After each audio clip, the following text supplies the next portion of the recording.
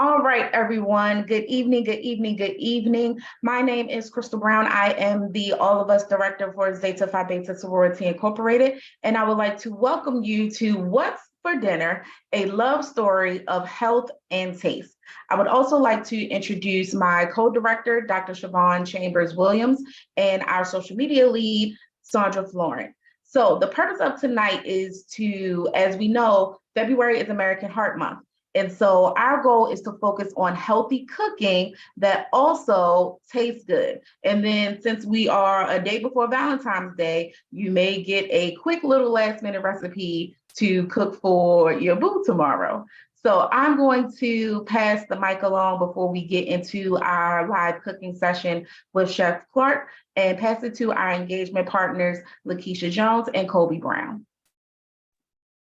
Thank you very much. Thank you for having us here this evening. My name is Lakeisha Jones. I am the engagement manager for the New York City Consortium, which is Weill Cornell Medicine, New York City Health and Hospitals, and Columbia University, some places where you can join the All of Us research program in person. So here to speak to a little bit about the program and also introduce Colby Brown, my current part at Pyxis Partners and engagement director there. Good evening, everyone, and thank you, Lakeisha. My name is Colby Brown. I'm a director of stakeholder engagement at Pyxis Partners, and I have the privilege to work with so many great organizations like Zeta Phi Beta and other groups across the country to support the All of Us program. So excited to be here tonight and to talk more about the program.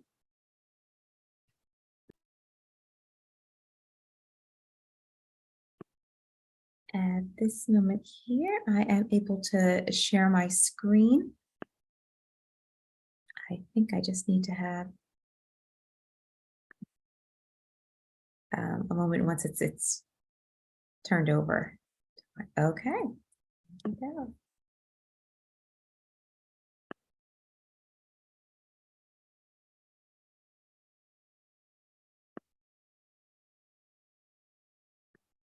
Very much. Just one moment here. Okay. As you said, we're here. What's for dinner? The love story between health and taste. So first, I want to start off and just introduce what we're speaking about tonight, which is precision medicine. So precision medicine is an emerging approach for disease treatment and prevention that takes into account individual variability in lifestyle, socioeconomics, environment, and biology.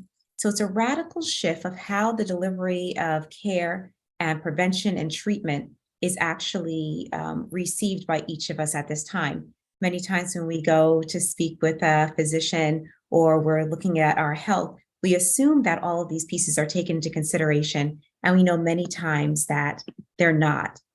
And we're going to talk about why this is so important if we're looking to have this precision medicine type of wraparound care and prevention and treatment.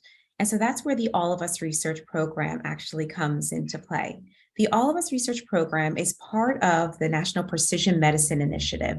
It's a longitudinal effort. It's gathering 1 million or more data from 1 million or more people that's living in the United States to help accelerate research and improve health.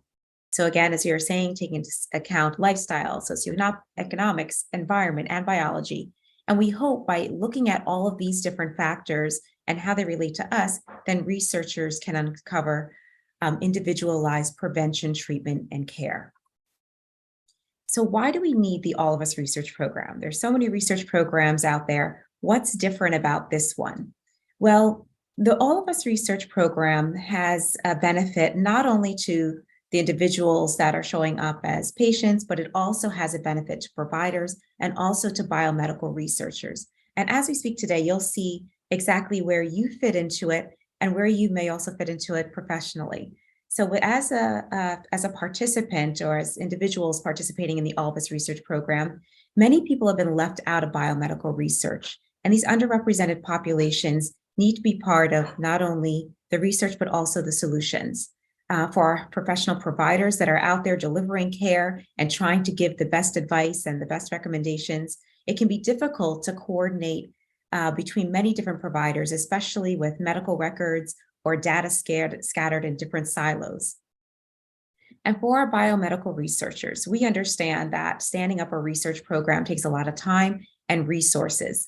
There's enormous costs, and there's also just recruiting individuals to come to be a part of the program can be prohibitive. And so the All of Us research program is addressing all of this.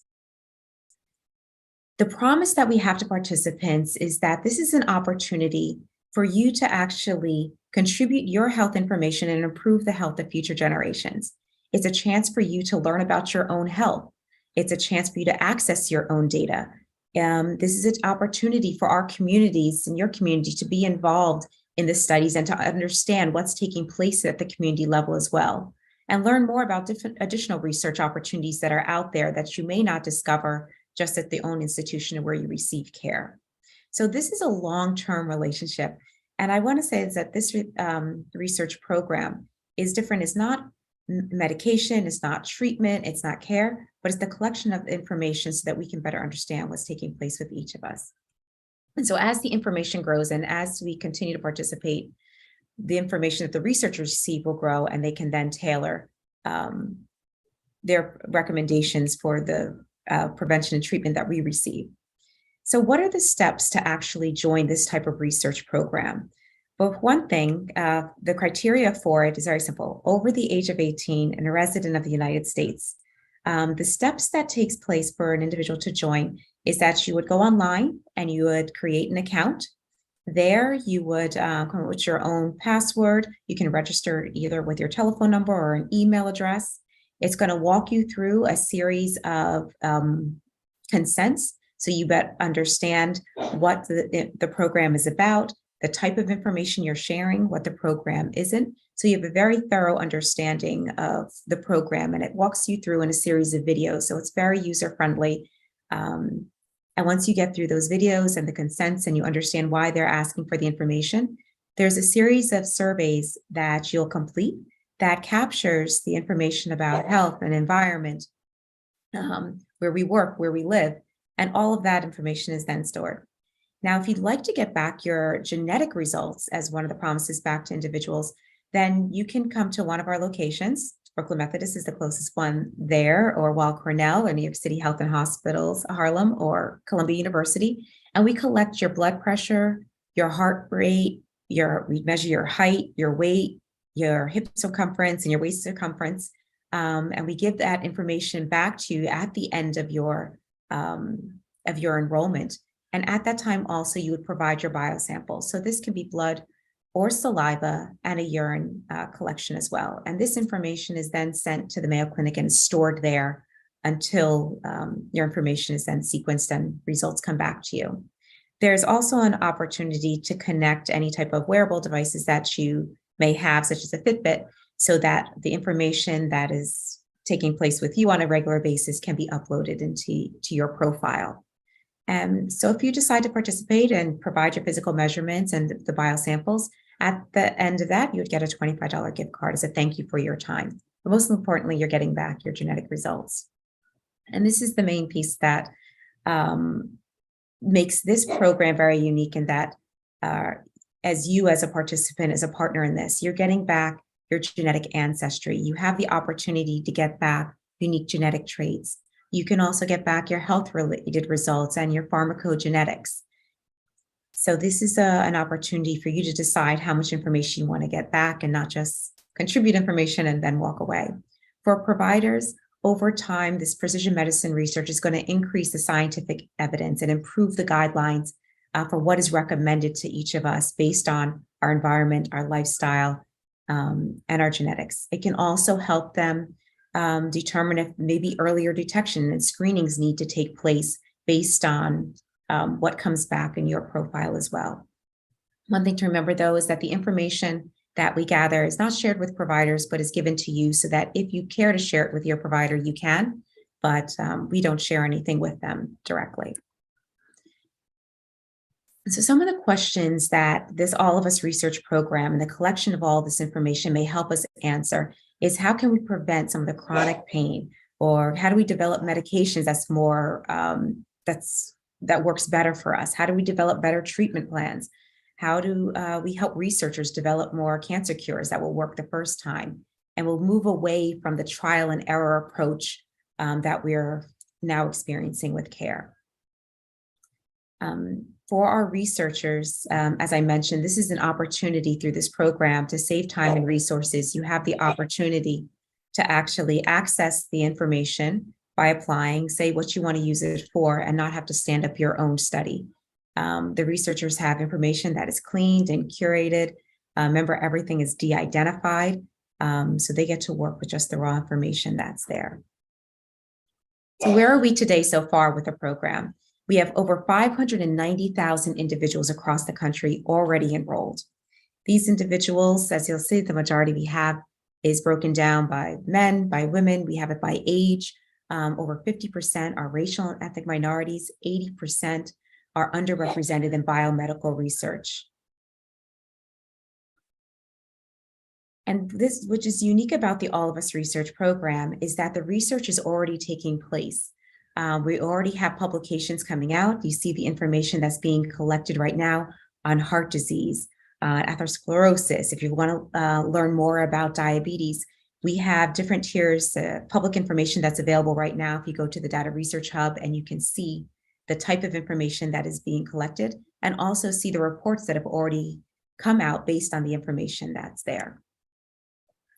Now, I know he's talking a lot about information, genetics, lifestyle, and a large concern is usually about our privacy and security, and how is all of this information kept secure.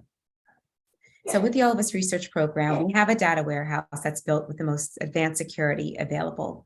The information is encrypted, direct identifiers are removed. So things such as like your name, your date of birth, anything is completely removed, and you're given a different type of code that goes to the biobank that connects you to your samples. But there are a few individuals that are able to see the connection between who you are and the data that's collected. Another piece that comes up sometimes is how is information shared, either with law enforcement, or if we are in court situations. And we do have certificates of confidentiality in place to protect us from those inquiries. So if anyone is interested in actually enrolling in the program, there's the online process that you can download the app. You can scan the QR code that's right here. We also have the link that's going to be dropped into the chat that you can click on to enter your information, and one of our enrollment coordinators will follow up with you.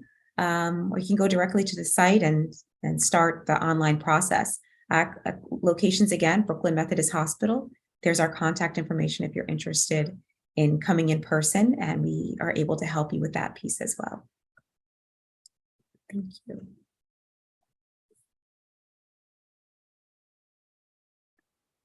Okay. Does anyone have any questions? Or I know this would be before they get started there. Oh, thanks, Crystal. Yes, thank you, Lakeisha. And ladies and gentlemen, if you have any questions, feel free to drop them in the Q&A as we go along, whether you have questions for us, for the engagement partners, or for our lovely Chef Ty, who is getting ready to begin cooking. So I'm going to turn it over to the best co-director in the world, Dr. Siobhan Chambers-Williams. Good evening, everyone. It is my hope that for those that visit with us last year, you are back in for a treat. And so I have the privilege of introducing Chef Clark.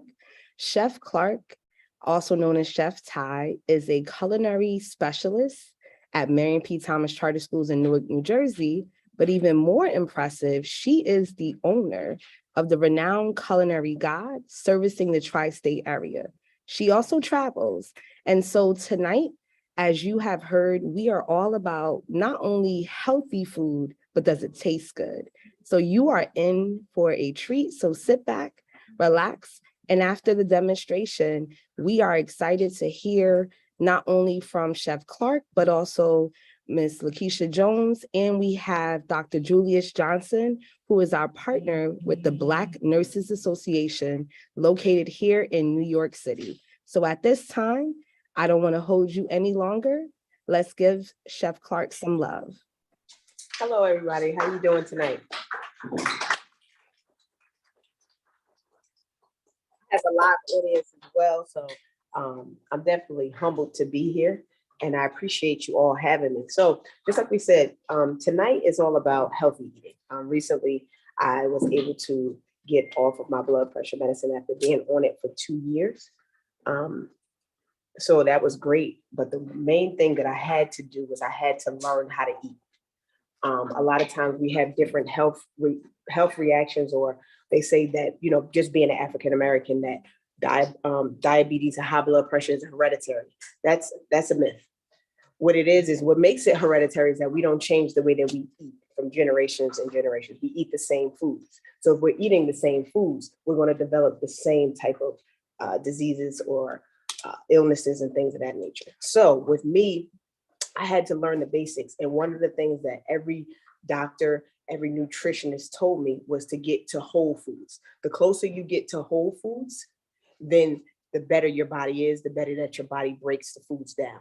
Because a lot of times what we fail to realize is that our body is a very smart thing. It's a machine, and we have to fuel it to work and be better for us. When we put a lot of processed foods into our body is working too hard. And that's why we're so tired. So a lot, when you look at the oils that you eat, whether it's canola oil, which is horrible, it's a man-made oil, which causes inflammation in your body, which causes your body to work harder, which makes you tired. A lot of processed foods is what your body is overworking to break down. So tonight we're making an apricot butter glazed salmon. It's going to be over brown rice with sauteed zucchini, squash, and spinach with grilled asparagus. Okay. One of the oils that I'm using tonight is the avocado oil. It has a high smoke point. One thing about that we have to look at all the time is the smoke points when it comes to our oils that we use. Because if the smoke point is low, then it'll burn. And then all of the good things and the health benefits that's in it, we're pretty much throwing those things in the garbage. Butter is one of my favorite fats. It has a lot of flavor. I'm sure we all can agree with those things. But butter is made from milk. So with butter being made from milk, it has milk solids in it, which causes it to burn very quickly. So avocado oil it has a high smoke point, and you can fry in this oil and everything. So next time you go to the store, it may cost you a little bit more money, but I definitely recommend everybody to get avocado oil. I pick mine up from Costco, BJ's, local grocery stores, things like that. And it's definitely something that's sought after. Okay. So I'll add roughly about maybe a tablespoon and a half, maybe 2 tablespoons of oil into my pan. Now, when cooking salmon, right, you want to make sure that you use a cast iron, or you can use a stainless steel pan. But you want to make sure that your pan is hot. That's the first thing. You never want to put it onto a cold pan, because I know we like food to have color, correct? Because color lets you know that it's seasoned. It lets you know that it's cooked all the way. Because the last thing I know, my family, it's the last thing we want is like cook that food all the way. Make sure it's done all the way, right? So that's one of the things that we want to do. And the best way to test if your pan is hot is to just take whatever product that you have, and you can just test it. See, that's not hot enough. So we need it to be on a little bit longer.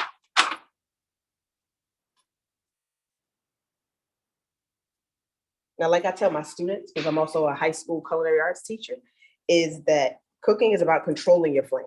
So if you're not getting much of a reaction from your pan, that means you need to turn it up. If it's too hot, that means you need to turn it down. So those are the little things that you can go ahead and play with. We're going to wait for this pan to heat up a little bit more. Now, when it comes to salmon, there's a lot of different health benefits. There's a lot of omega-3s, which is good for hair, skin, nails, things of that. And then there's also farm-raised salmon, and then there's wild salmon. If you have to choose, I would always choose wild salmon, because farm-raised salmon is they're pumped with a lot of processed foods as well, and they're just not good for you. And also, farm-raised salmon has more calories than wild salmon. Wild salmon, they pretty much kind of hunt for their own food, and that's what you want. You want them to be in their own natural habitat. That's what we want. Everybody hear that? That's what we want. So now, This right here, this side right here is going to be our presentation side. So we want to put that presentation side down first. And whenever you're laying salmon into a pan or anything into the pan, you always want to make sure that you lay it away from you.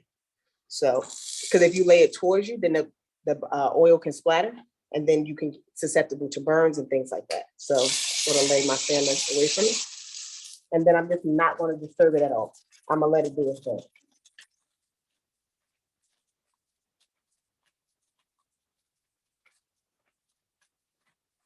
Okay. Now, one of the things that we will pay attention to is the color. You can start to see as when you're cooking the meat, you start to see the difference in the color. We want to cook this salmon to kind of like it's halfway through, then we want to flip it over. Okay, but how many of you have tried to cook salmon or cook any type of meat, and when you go to tug at it, it's still stuck to the pan? That's because it's still cold. What you want to do is you want to make sure that you wait, and then when it's no longer giving you that resistance from the pan, then it's ready to be flipped over. A lot of times people can kind of overthink things when the food is actually telling you what to do for it, and that's what we want to pay attention to.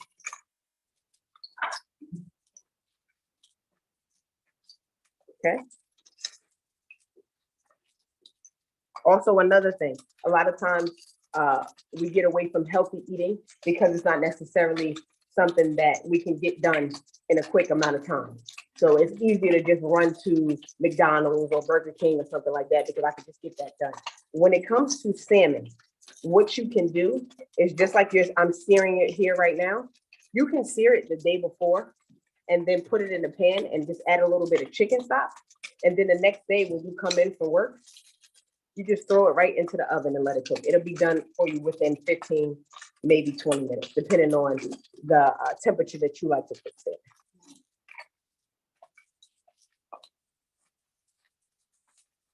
So right now, listen.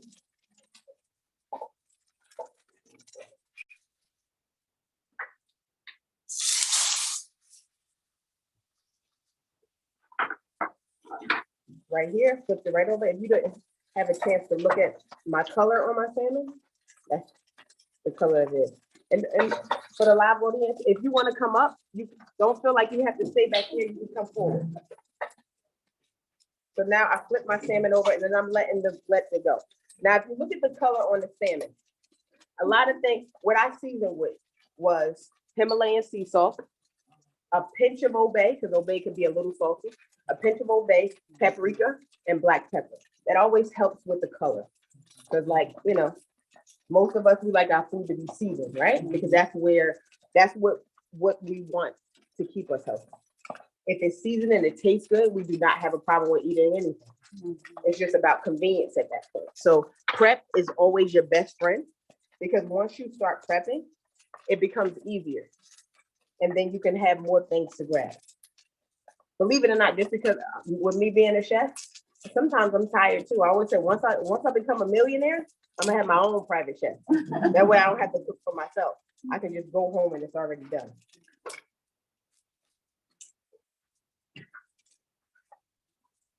Okay. So now here at this point, right? My salmon is not sticking to the pan. You could turn it over on its side and let it continue to cook that way as well too.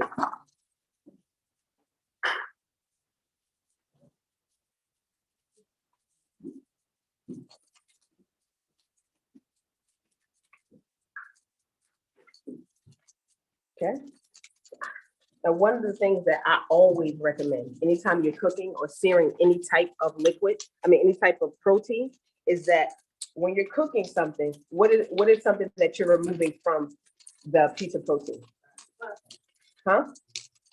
Okay. Water juices, right? You don't want to cook it till it's too dry. So if we're removing the juices from it, it's our job to put it back in. So you can do a chicken stock, or you can do a quick little, like I'm gonna do once I turn this over, a quick little tablespoon of butter, and then I'm gonna add a little bit of water to my pan. See, this one isn't ready for me to flip, so I'll just wait a little longer. And as soon as it's ready, it's no longer giving me any problem, then I will put the Leticia. Okay.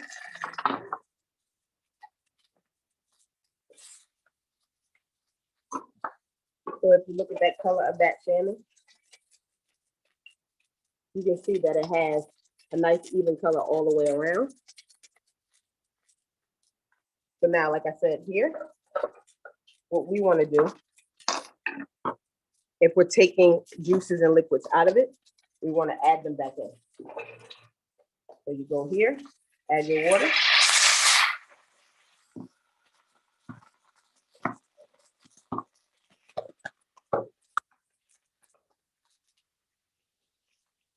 Right, you see that I never, I got you, no need to worry.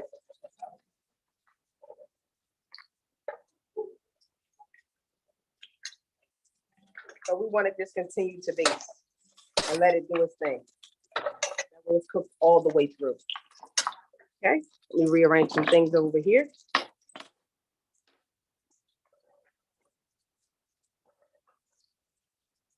Now at this point, we can allow our salmon to continue to carry because the pan is already hot. So I'm going to remove that here, rest it right here. Okay. Now at this point, this is our apricot butter glaze. So like I said, butter has a low smoke point. With butter having a low smoke point, you can add other fats to help raise the smoke point within the butter. So I'm going to add a little bit of my avocado oil. Okay. Then I'm going to take my apricot jam. Now this one I'm choosing to use sugar-free. You can use one that has sugar in it, but if you know someone who is battling with diabetes, then you can use sugar-free. Okay. All right. So we continue to break that down. All right. Now, like I said, I had to deal with high blood pressure. So a lot of times I couldn't necessarily add a chicken bouillon cube, which a lot of people have that in their house. I would have to use just a regular liquid of water and then season my water, where I would season with a little bit of garlic powder, a little bit of onion powder, just to add flavor to it, but to lower the sodium. Okay. Add a little bit more of my jam. Now, feel free to try different types of jam with this when you're doing like a jam butter glaze.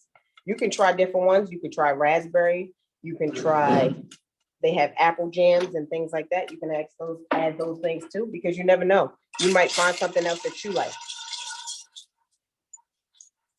So here, what I'm doing is I'm just breaking down my butter and allowing it to melt and join in with the water.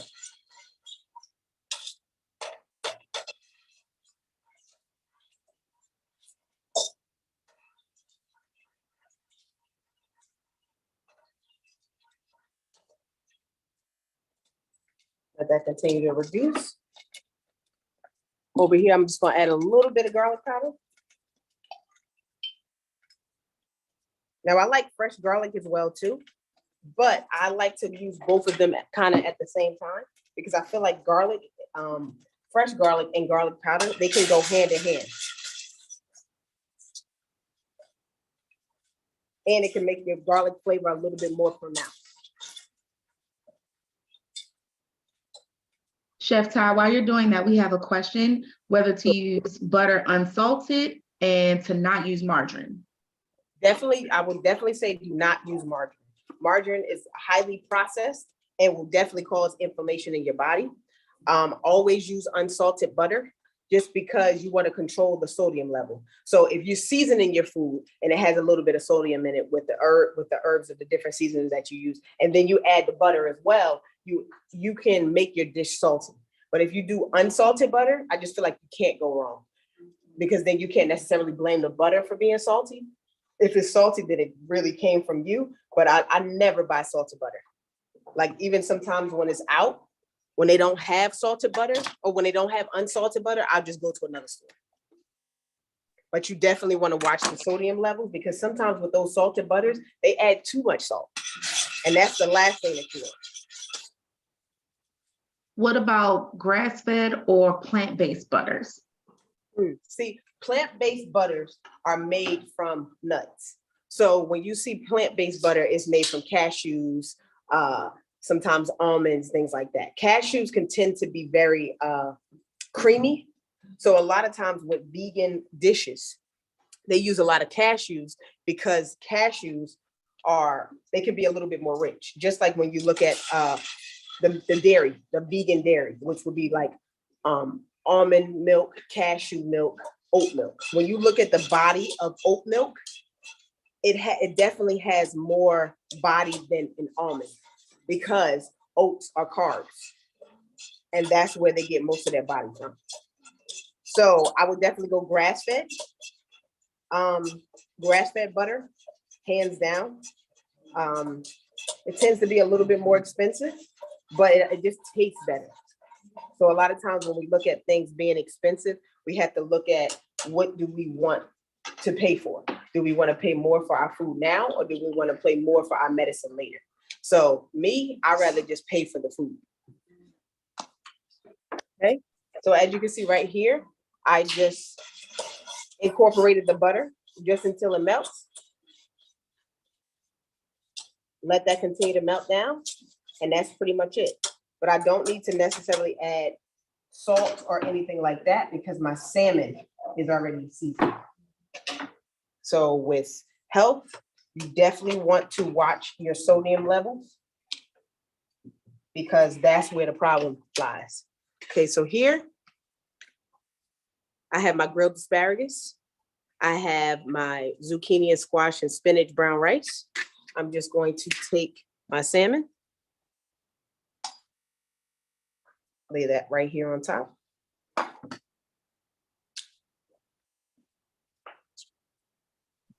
And I think we have some people preparing to do the recipe at a later time. How much butter did you use for the glaze, or how much do you recommend normally in the recipe? Okay, so if you're doing a serving, I would recommend a half a stick of butter to 2 tablespoons of apricot jam. At this point, you just pour it right there on top. And then you don't have to be stingy with it. You could throw a little bit on your rice as well. Unsalted butter, definitely.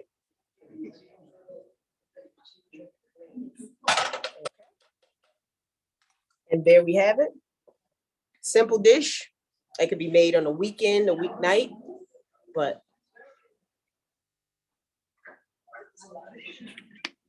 I have any questions?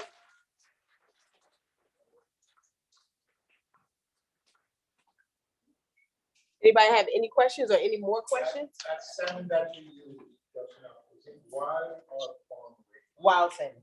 Wild salmon. One more question. Why didn't you recommend baking instead of frying that? You can bake it. Me.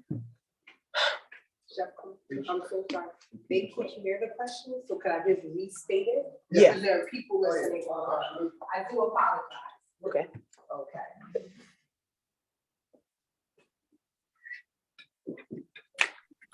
All right. So we have a live audience that is here. And so we're going to be ping-ponging between questions from the live audience as well as those that are listening from Zoom. So the first question was, what type of salmon did you use, Chef Clark? The salmon I used was wild salmon, never farm raised. Just because I don't like to serve any of my guests something that I wouldn't eat. So if I'm watching my diet, I don't want to necessarily give you something that I wouldn't eat myself. So I feel like the best is the wild salmon, just because what they're fed. They're not fed highly processed foods. So it's a better option for you. Mm-hmm. And then the follow-up question, can you say it for us one more time? What was the follow-up question? Why didn't you, instead of frying that, why didn't you bake it, which is more healthier than the frying? Okay, so he asked me why didn't I bake the salmon instead of sauteing it. I wouldn't necessarily say that baking is healthier because I used avocado oil, which is a good oil to have, and I just seared it. So I didn't fry it at all because frying is completely submerging it into oil. And when you bake things, you need a little bit of oil to kind of get it started while it's in there. And I also am a person about presentation. So I feel like when I'm serving, I definitely want to give it a nice, good sear because I think it's more appealing to the eye. Like when you see that piece of salmon, you're eating it with your eyes first. And that's what I want you to do. I want you to be excited about the food that you're eating. But also to kind of piggyback on the baking thing, anytime I bake a salmon, I always sear it first. So what you saw me do the first time when I put it down on the pan, I sear it really good first. Then I flip it over. I put it into a pan, a baking pan. I put a little bit of chicken stock, maybe a little tablespoon of butter, and then I bake it off that way. Because remember, when you're cooking something, you're removing liquids from it. So by adding a little bit of water or a little bit of chicken stock, like low sodium chicken stock and butter, you're putting those juices back in. Because the last thing we want to eat is something that's very, very dry. Chef Clark, another question for you is, besides salmon, what other meats would you recommend for this recipe? I definitely recommend a stuffed flounder. I love flounder. And you can take flounder and you can take these same vegetables that I took and you can take cornbread and mix that up and then roll it in take the piece of flounder, lay it out flat, roll it into a bowl, the cornbread with squash, zucchini, and spinach. And then you can mix that in with broken up cornbread and then roll it in and bake it the same exact way, and sear it the same exact way and throw it right in the oven. So I would say flounder. I would definitely say red snapper. I love red snapper, whether it's head on or head off for all my people from the islands in here. I would definitely say I like Dover sole as well. I'm a Jersey girl, so I love whiting. I love catfish. Yeah, I like those things as well too. And you can make it taste good. The thing is to make it taste well. You can also, if you don't, what you can do with this dish as well, you can also use shrimp. Shrimp is always great too.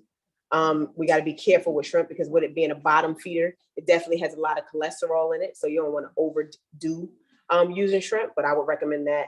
You can use the same glaze on chicken as well. Like if you have kids who don't necessarily like fish, you can do the same thing with pasta and chicken. And kids like stuff that's sweet. So I guess butter and sugar, you got all kids. So kids would definitely like this. I teach teenagers, so they definitely are kids that you have to introduce new things to. And sometimes I can get them with something that's sweet or something that's a little savory and sweet. So those Chef are things. Clark, you also had someone, and I apologize, they asked earlier about Smart Balance. Are they able to use Smart Balance? Would you recommend it? Why or why not? You can use Smart Balance. Smart Balance is more of it's more of an oil. It's an oil based. So you have to be careful. You're not going to get the same butter look because fats and milk solids give a sauce a different look. So that's one of the things that you have to look at. But a lot of times when you are vegan and you're deciding to go vegan, you have to come to an understanding that everything isn't going to taste the same as a traditional diet. So I definitely think she could try it. I'm actually going to try it myself too, because I'm wondering if you use the Smart Balance and maybe added like 2 tablespoons of like oat milk just to kind of give it that fat fill with the carbohydrates from the oat, you might have a better looking sauce because this sauce has butter in it. So that fat definitely helps. Or those milk solids definitely help. All right, we have another question in the chat. Could you use another oil other than avocado oil? And then that kind of relates to a second question. Would you not recommend olive oil? I recommend, well, another oil you can use is grapeseed. Grapeseed oil is another good one. I recommend olive oil, but I do not recommend extra virgin olive oil. a lot of times people get caught up with when they hear extra virgin, they think it's more beneficial for you. When you see extra virgin, that's the first squeeze of the olive. So it's a finishing oil. So when they have low smoke points, those oils, they're used for salads, salad dressings, things like that. So if you use olive oil, use olive oil. Don't use extra virgin olive oil, because extra virgin olive oil doesn't require heat. It's for salad dressing. So if you want to make a quick vinaigrette, use extra virgin olive oil because the smoke point is low. So when you use extra virgin olive oil and you add heat to it, you're cooking off everything all the extra virgin that you bought or you purchased. Mm-hmm. What's your recommendation on coconut oil? I love coconut oil. So the question that just came from the live. So you started something new here, Chef Clark. So the question from the live room is, what are your thoughts about coconut oil? I love coconut oil. I use coconut oil on just about everything. My dog has his own personal coconut oil that I rub on him after I give him a bath, because coconut oil has so many benefits. And it's an amazing product, especially when you watch the way it's made. Like, they really take a coconut, they grate it, and then they like cook it and let it, and that's the oil. Like, to me, it's just beautiful that it can do so many different things. But when I do coconut oil, I definitely make a coconut rice, because I feel like, you saute your vegetables in the coconut oil, and then you add your rice to that, and then you add the coconut milk. I just feel like the flavor and the essence of the coconut is just unmatched to me. So I love The coconut. reason why I asked, I knew someone that flew to the island together. Oh. I thought it was a waste of time. That doesn't mean. Yeah. You thought it was a waste? You said you thought it was a waste of time? Yeah, I thought that, but now I had to ask you that if I want to take a part. You know. But I'm glad you said what you said. Yeah, no, it's definitely a great product. You can use it on your skin, you can cook with it. It's a lot of oils like that, but just the smell of coconut oil is great. Like, I do a dish, a coconut curry shrimp. And when I do a coconut curry shrimp, I use coconut oil, all the way through. And it's just, to me, it's great. What do you think about the cholesterol in the coconut oil? The cholesterol in the coconut oil. This is where it gets tricky, because I love it so much. It does have a lot of cholesterol. But that's when we use what the doctor says, right? Everything in moderation. So we're gonna have coconut oil, and then we can have our avocado oil, and we can have our grapeseed oils. No canola oil. No canola oil. We don't want any of those oils, because we don't want inflammation in your body. So that's definitely something. All right, Chef Clark, we appreciate you breaking down the different types of oils. And you heard the message. I heard it for myself. No canola oil. I'm going to turn it back over to Crystal, who has a question about a specific type of meat with this recipe. Okay. Yes, so Chef, the question is, if you were to use chicken breast in place of salmon, would you use the same cooking method even with stuffing it? Okay, so stuffing it with the cornbread, like I said, or because we stuffed the flounder.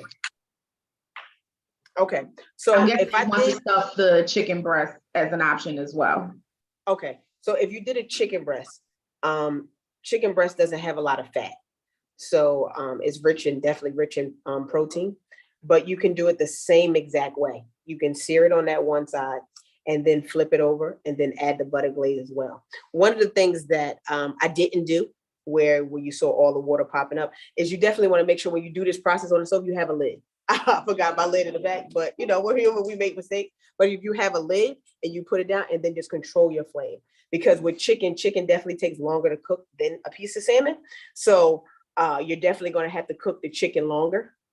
So those are the things that you have to look at with that. But you can cook it the same exact way.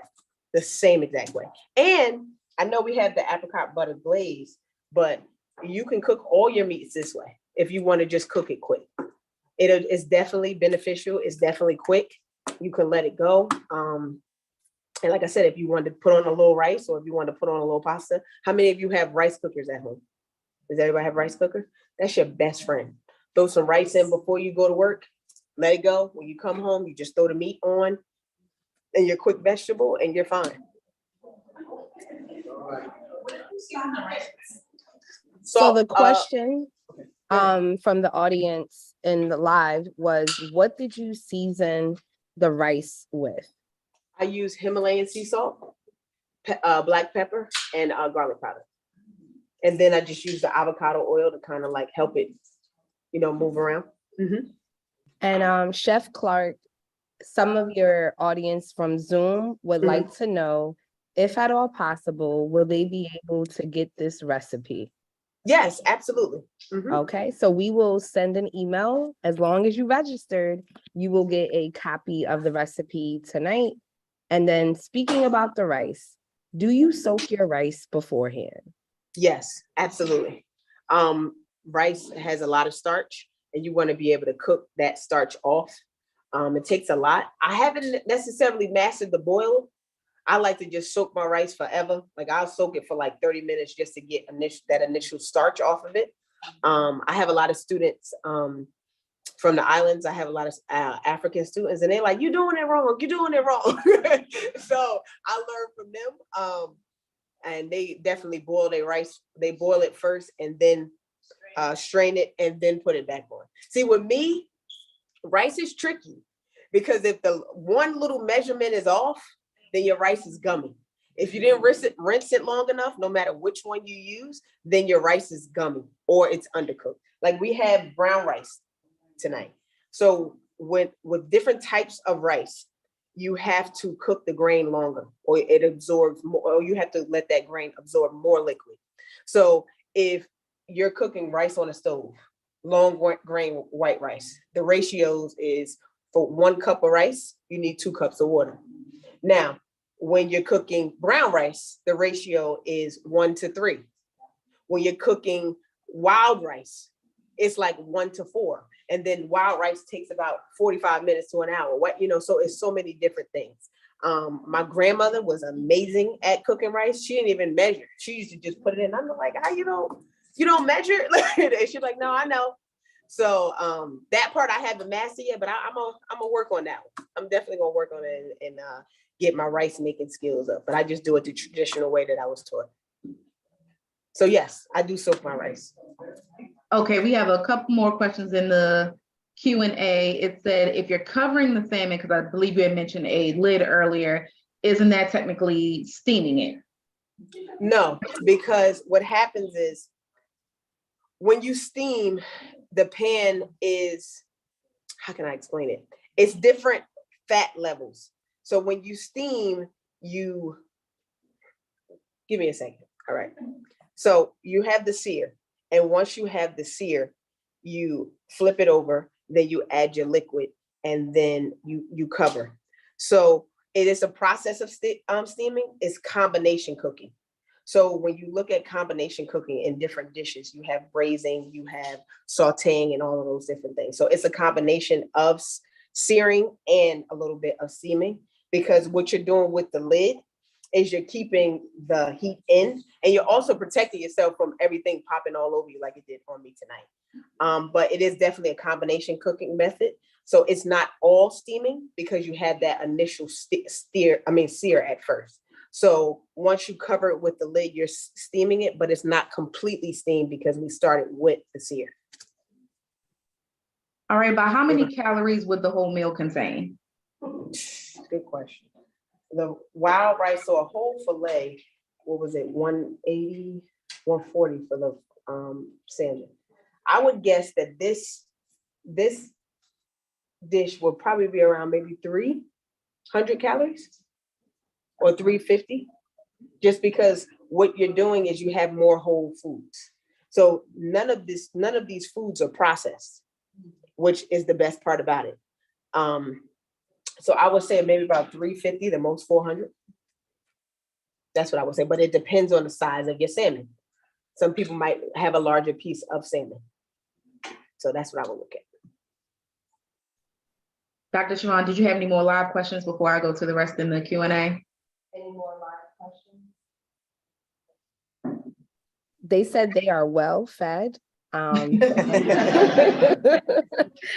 here, and that it was delicious. So I do want to say Chef Clark was kind enough. Not only did she cook live, she prepared the same exact meal for about 30 individuals from the Brooklyn area. And I don't know if you can hear the round of applause, but it does taste good. So we'll turn it back to you, Crystal. All right. Do you recommend a certain type of rice cooker? And is it okay to put butter in brown rice? I would say I'm gonna answer the second question first. I think it's okay to put butter in brown rice. I mean, I wouldn't put 3 pounds of butter in it, but butter gives things flavor. So yes, I would use that. As far as rice cooker, I think it's trial and error, to be honest. I bought rice cookers from the dollar store.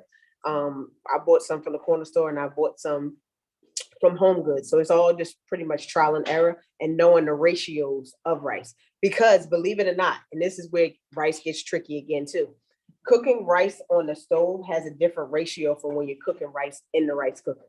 So long grain rice on the stove is, like I told you, 2 cups of water to 1 cup of rice. But long grain white rice in the rice cooker is 1 cup of rice to 1.25 cups of water. So they vary, and that's the tricky part to it, is knowing the ratio, because cooking it on the stove and cooking it in the rice cooker is 2 totally different things. Do you prefer brown rice over white rice? Yeah, definitely when I started changing over to a healthier lifestyle, it was hard for me to adjust, especially because I was cooking it wrong. And I had to adjust the water level and adjust the flavor, because what happened with me is I wasn't cooking my brown rice long enough. So it was still crunchy. But now I can eat brown rice. As long as it tastes good, it doesn't matter to me. And then another one, the viewer noticed that you use garlic and they were asking why. The garlic powder? Yes. Okay, so I like fresh garlic, but I do like the flavor of garlic powder. I feel like garlic powder gives a more pronounced flavor, more pungent flavor of garlic. So a lot of times when I cook, I'll use fresh garlic and I use granulated garlic, just for that garlic flavor. Not to overpower the dish, but just to make sure that the garlic is there. Okay, someone's looking forward to the after part. What dessert would you pair with this meal? What dessert? Okay. Salmon. This is where it gets unhealthy, right? Can we get unhealthy for a minute?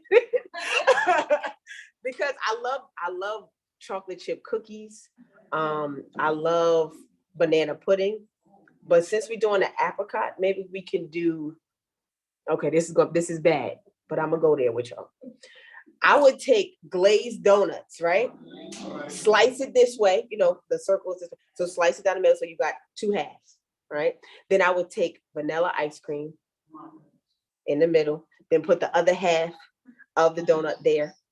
And then I would put another thing of vanilla ice cream, right?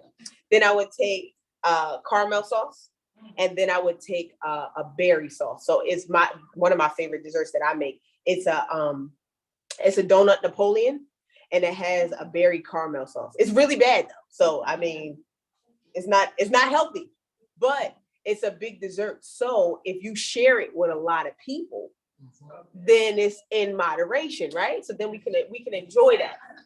So that's what I would do.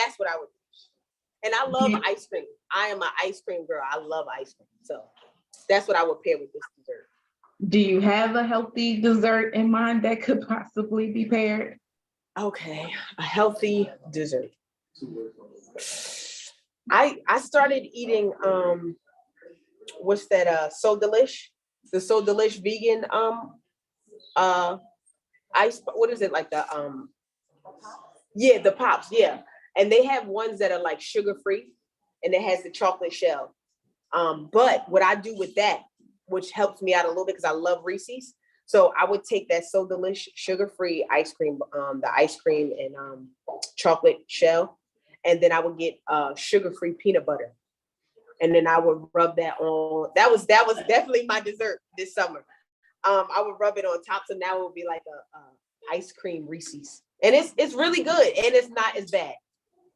So you can do that, and it's not as bad as eating a donut Napoleon. All right, thank you, Chef Clark. Are there any more questions, live or virtual? Does anybody have any more questions? Yeah, they're good. The live audience is good. Okay, and I believe our virtual audience is good as well. For those that are virtual, if you look in the chat, because we did have some attendees ask if there were other locations, if they wanted to participate in the program. So that link was provided, and it gives you also a little bit more about All of Us research and allows you to set up your account if you are interested in participating. Yes. And if you, I don't know if my information was put in the chat as far as Instagram or any social media or website handles, but I can definitely have that added as well. So yeah, and we if can you send have that out. I'm sorry. Yes. Yeah, if we you can have send that any out to questions all for the- me, to reach out. Yeah, we can send that out to all the registrants. Oh, we did have another question. How long did it take you from eating healthy to get off of your blood pressure medication? It took me 2 years. Okay. Huh? It's not just eating healthy too. Oh, okay. Make sure you do lifestyle modifications. Yes, I also made one of the, I picked up a hobby of, I just wanted to be active. I grew up as an athlete. So I played basketball, ran track, I played soccer. But as you get older, you become an adult, life gets in the way. So once I got on the blood pressure medicine, I was like, you know what, let me just get more healthy and get more active. So what I did was I bought a bike off of Facebook Market. And I said, you know, I'm just gonna ride my bike. And jumping on my bike, it was like, I almost felt like a little kid again. So it's like, you know, I almost felt like I didn't want to come in the house and I just wanted to go further and wanted to go further. And I wound up joining a bike crew with just a cycling crew. And it was just a bunch of friends of mine. And we started riding during the week, which we would do like a quick 5 miles, 5 to 10 miles. And then on Sunday, we would drive to Fort Lee in New Jersey, which is right by the George Washington Bridge. Jump on the George Washington Bridge with all the other cyclists and go all the way downtown. We got up to 30 miles on Sundays, and it just became like a hobby of mine, along with knowing what triggered me. So what triggered my blood pressure going up? Because being a chef, a lot of times it can be your lifestyle of what you're eating, and it also could be the things that surround you. So once I started noticing what wasn't healthy or what wasn't serving me, then I had to remove it. And then just take the proper steps to Are you remove. still doing it? Still doing what? Cycling? Yeah. Though the weather it hasn't been a winter, which is great. So yeah, we definitely been on the bikes as well too. Sundays? On Sundays, yeah. Uh-huh. Last Sunday? Yes. Y'all can join me. You can definitely join me. Okay. So,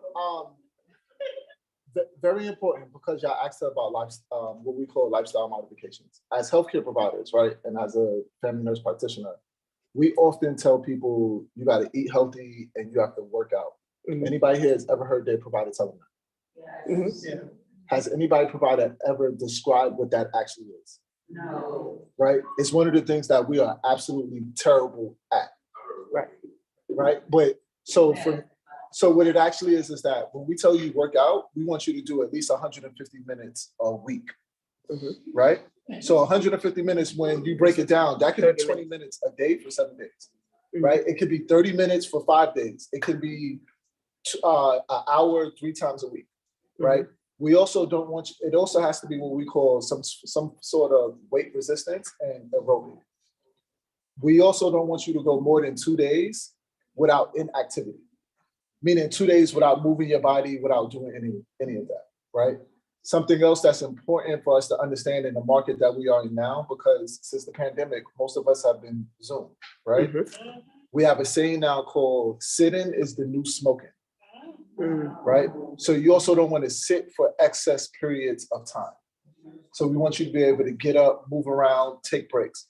But those things that we tell you there is often what's lacking when you go get your healthcare. Because I always tell my students, you're great. Like, okay, so tell me what you tell a patient. And they say, oh, I told them they need to eat healthy and they need to work out and they need to have lifestyle modification. And then I'll ask, what is eating healthy? And they won't know. But we tell you go eat healthy. And what you do, you go to the supermarket. And like she said, you see extra virgin olive oil. Oh, we're going to get this and use it because it says virgin oil. It must be good. Right? Or we're going to get certain things that we don't know. So one of the dopest things about Chef Clark's presentation was that she visually showed you how to make a healthy meal. And then she projected that onto other meats for you to also try, which is one of the biggest things that we care about when we talk about community healthcare, which is actually showing people what they need and not just standing up on a pulpit, meaning the healthcare pulpit, and saying, go do X, Y, and Z without explaining it to you. Right. That makes sense? No, I agree. Because a lot of times when you look at the food industry, it's highly based on marketing. So a lot of times they'll push on you, like say, for instance, eggs. Everybody knows it's an egg crisis right now, right? So when you see the brown egg, right? Everybody's like, oh, that's healthy. Not necessarily. That brown egg just means the color of the chicken's earlobe. It has nothing to do with that one is healthier. So when we buy eggs, you want to get eggs that are pasture raised eggs. You want that box to actually say pasture raised because they got a chance to walk outside. They're left alone in their natural habitat.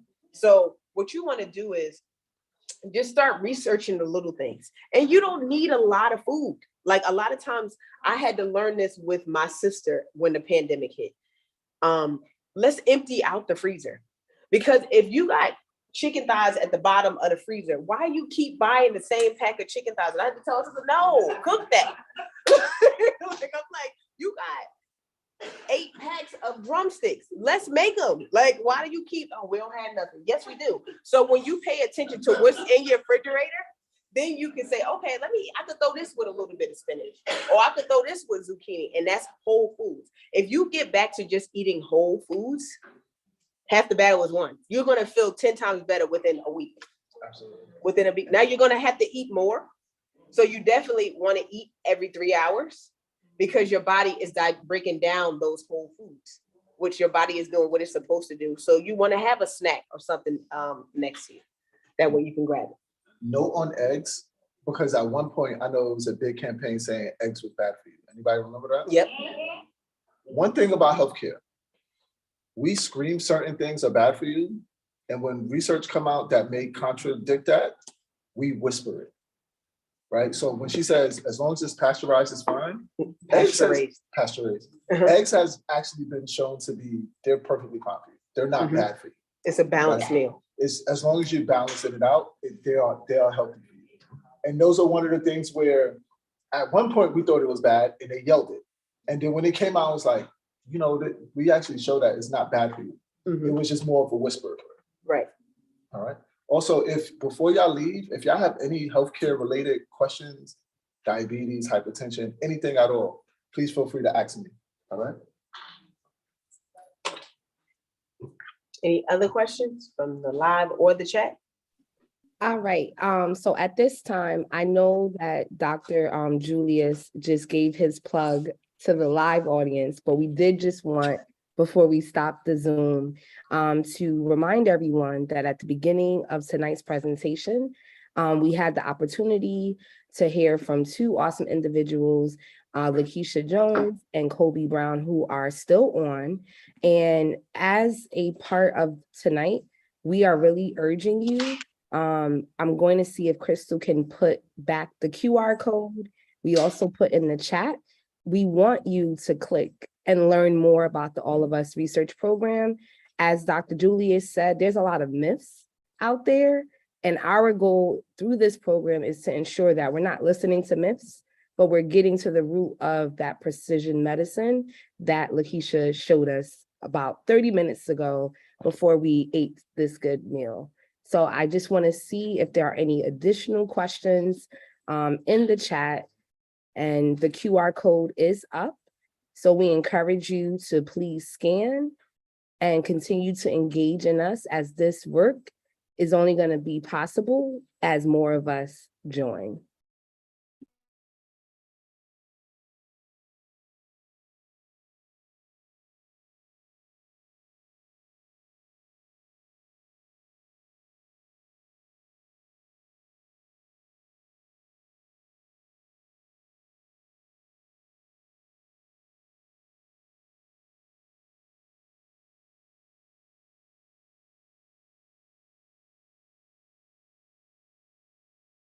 And once again, if you are not in the New York area, you can also click the bit.ly that is in the chat, which is the bit.ly MPHC Join All of Us. The first bit.ly is for those that are in the New York City area, but we know we have participants beyond just New York. And I'm really excited to share that for the members of Zeta Phi Beta who joined, our Atlantic Regional Director has already charged us to bring something similar to our regional conference. So I'm looking forward to more people getting this healthy meal and this information in person. So at this time, I believe there are no questions remaining. So we want to thank everyone for joining us tonight. And as promised, we will share the recipe with all people that registered. And we encourage you to take pictures and tag us in your healthy meal. Thank you and good night.